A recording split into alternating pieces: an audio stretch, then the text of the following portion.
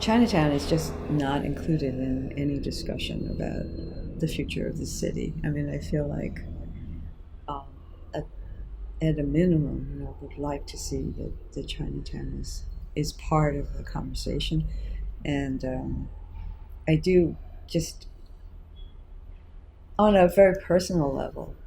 I just love the community. I mean, I love um, the vibrancy of the neighborhood and just walking through the neighborhood at night. I'm always so happy to be there and to see how it's so fully used on every level. And I guess that I would love to see the physical.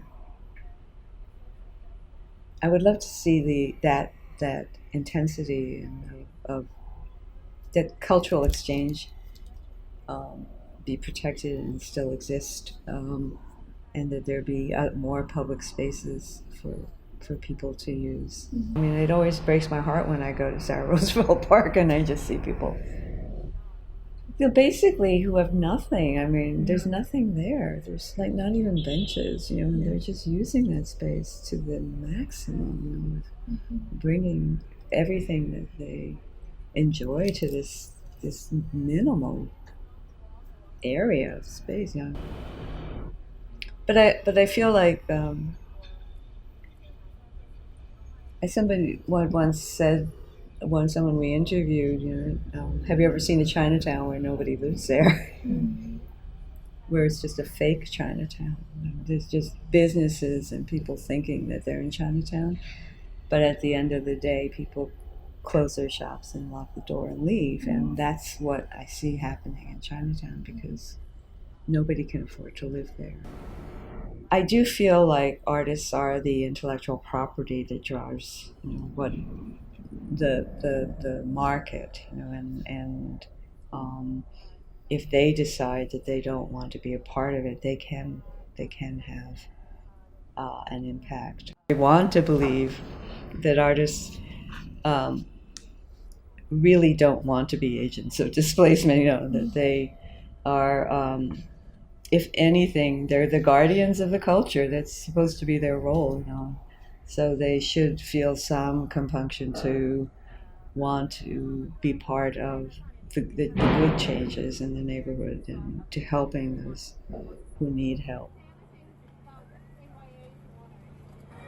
Oh, yeah, here we go. A little bit louder, please. Yep. Okay.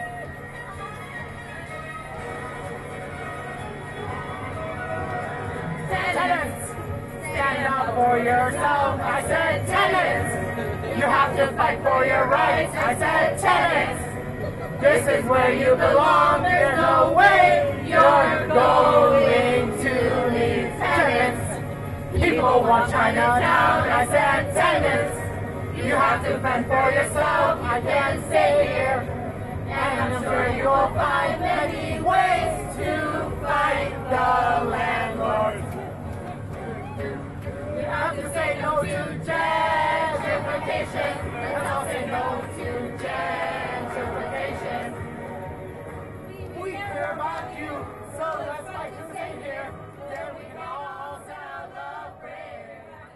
There's been this emergence of resistance where people are organizing who are from the community, and to me that is really, really inspiring, and it's like sort of pulling me in really deeply into the work through culture, organizing, and that kind of stuff. Because for a while I actually didn't go to Chinatown a lot at all for many years because of all the changes. It was very hard for me emotionally, like in the gut. I couldn't do it. It was giving me anxiety and stuff. It still gives me a lot of anxiety walking through Chinatown because of the connection and everything that was there. That our whole lives were so shaped by going to Chinatown our whole lives that can be gone, right? And so the idea of it and the physical space and belonging and all that is being ripped away from us. So for me personally, it's like a emotional and a material thing, and then seeing physically what folks are going through, like being really violently ripped from their homes and this kind of thing. It's very violent. It's very severe. I think the mission and vision of the Brigade has always been aligned with CAV's mission and vision. And I think we're trying to figure out what that looks like now, continuing with the work with CAV, being aligned with CAV. But I think that our mission has always been, it was kind of zooming out, like us as artists and cultural workers having really deep connections to Chinatown in these different ways. The primary target has always been, how do we use this as a way to promote CTU's work, the organizing, and also I think a lot of folks, even myself, but like I can imagine tenants who are facing these problems, you feel very alone, you don't know where to go. And so reaffirming that these stories are people who live here and they're fighting back and they're organizing, right? The stories that we showed and their quotes and stuff. There's a lot of creativity among us, and that we can kind of tap into that. And I thought, just watching their faces during the projections, you could see them like sort of like light bulbs, even within CAB staff, and myself even, just the reaction from people. It's really different when you're handing out a flyer the same old way versus oh, look up, and it's like you don't have to say anything else. I mean, so many people were flyering to the same thing. They were like, I didn't have to say anything. They just wanted the flyer because they saw the story or they saw the message. And there were a lot of smiles and people were stopping and looking, and that feels good, So I think that it's not only insular, it's about, yes, it's about CTU folks being engaged, but it's also about using the projections and ways to reach out to the larger community, and that was very meaningful.